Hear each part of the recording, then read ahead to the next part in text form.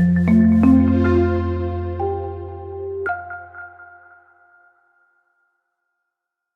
world has seen many animal species disappear forever.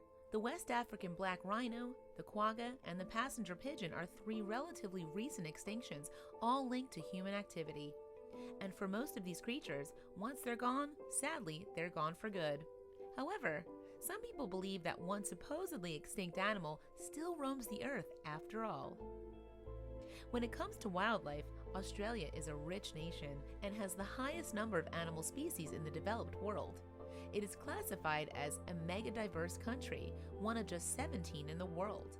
Not only is it home to a diverse wildlife population, but many of those animals also exist only in Australia, evolving there in isolation for over millions of years. Where wildlife is concerned, Australia is probably most famous for its monotremes, which are mammals that lay eggs, and marsupials, mammals with pouches. Two of the world's only living monotremes, the platypus and the short-beaked echidna, can be found there. The marsupials, of which Australia has more than any other country, includes kangaroos, koalas, and the endangered Tasmanian devil. Unfortunately, Australia also leads the way in extinctions. In little more than 200 years of European settlement, the country has lost 23 bird, 27 mammal, and 4 frog species. That record makes it the worst nation in the world for animal extinctions. The losses have been caused mainly by human exploitation, introduced species, and environmental degradation. These threats continue to endanger other animals there as well. Among the extinct animals are different species of wallabies, bandicoots, and hopping mice. But perhaps the most well-known of all are Tasmanian tigers. They were the biggest carnivorous marsupials to live in recent times, and one of the only 2 species in which both the males and females had pouches. The creatures were proficient hunters and the dominant predators within their own environment. Tasmanian tigers were dog-sized marsupials with stripes across their backs, which is how they came to be known as the Tasmanian tiger or Tasmanian wolf. As the top predators, their position in the food chain was similar to that of tigers or wolves on other continents. Despite their fearsome appearance, however, Tasmanian tigers are thought to have been timid around humans and mostly avoided them. They once roamed both mainland Australia and New Guinea, as well as the island of Tasmania. Although they were already almost extinct on the mainland 2,000 years ago, sightings of the animals continued there in some places up to the 1830s. Their eventual disappearance from the continent is often blamed on humans, as well as being linked to introduced dingoes, disease, and climate change.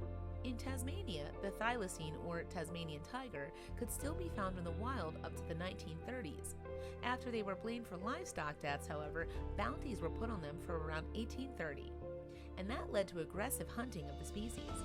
This, along with feral dogs, disease, and dwindling numbers of its prey, and the destruction of its environment, sent Tasmanian tiger numbers plummeting. Tasmanian tigers were rare by the early 20th century, and in 1930, a farmer shot the last confirmed wild thylacine. The last captive animal subsequently died 6 years later. Nonetheless, as late as the 1960s, it was believed that a wild population may still have existed, and it wasn't until 1986 that Tasmania officially declared the thylacine extinct. Despite its official status, reported sightings of the Tasmanian tigers have persisted. Some of these reports have been made by the general public or tourists, but others have come from more credible witnesses, such as 2 Parks and Wildlife Service workers and an Aboriginal tracker. And people even have film and photographic evidence of possible thylacines, although so far none have been confirmed. Then, in 2011, there was even a movie called The Hunter about the search for the thylacine. In it, Willem Dafoe stars as a hunter who goes to Tasmania to find and kill the last Tasmanian tiger. In real life, though, some people hope to find living thylacines for more benevolent reasons.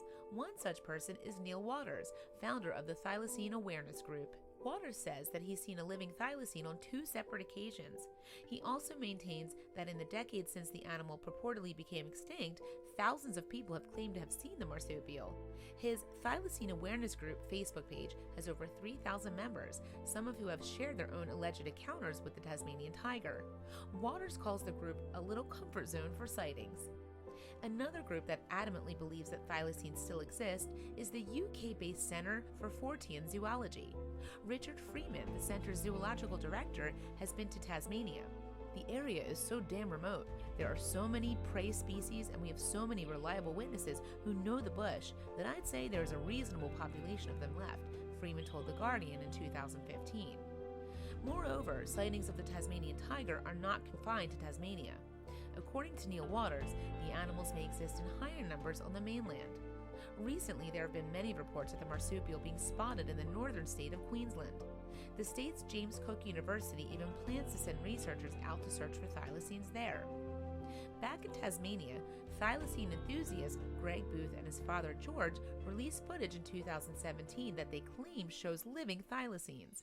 The images purportedly depict adult animals, a cub, and a close-up of a thylacine nose. Adrian Richardson, who has studied Tasmanian tigers for 26 years, is convinced that the footage does indeed show the animals, and 3 other wildlife experts subsequently agreed that this was possible. Animals who are found after being declared extinct are known as Lazarus species. In 2015, a type of short-nosed sea snake, last seen in 1998 and presumed extinct, was discovered living off Western Australia. Then there's probably the most well-known example of all, the coelacanth, which was found alive in the 1930s after being assumed to have died out with the dinosaurs. One of the most promising rediscoveries for those who hope to one day see living thylacines is the crest-tailed mulgara. Presumed extinct within the Australian state of New South Wales for over a century, the tiny marsupial was found there again in 2017. Wildlife biologist and thylacine expert Nick Mooney believes that such discoveries increase hopes that the Tasmanian tiger might one day also be found. In the absence of hard evidence, many scientists are skeptical that any Tasmanian tigers are still alive. University of Melbourne developmental biologist Andrew Pask says that he has often sent possible thylacine droppings to test. "I'm quite tired of people sending me big bags of poo in the mail," he told The Guardian. "None of them are ever thylacines." Pask currently leads a team that has sequenced the Tasmanian tiger's whole DNA from a preserved specimen. Some think that this could lead the way to cloning the marsupial in the future. However, at present, that remains a theoretical matter rather than a practical option. "I call the proposed cloning clowning," Nick Mooney told the Daily Express. "It's again all about how clever we are." According to Mooney, present-day Tasmania is an ideal habitat for thylacines. The population of the competing predator, the Tasmanian devil, is declining, while prey animals such as wallabies are increasing in number due to farming. "So by accident, we have manipulated the place to suit thylacines," he said. "If anything like viable numbers exist, we should have them pouring out our ears in a few decades."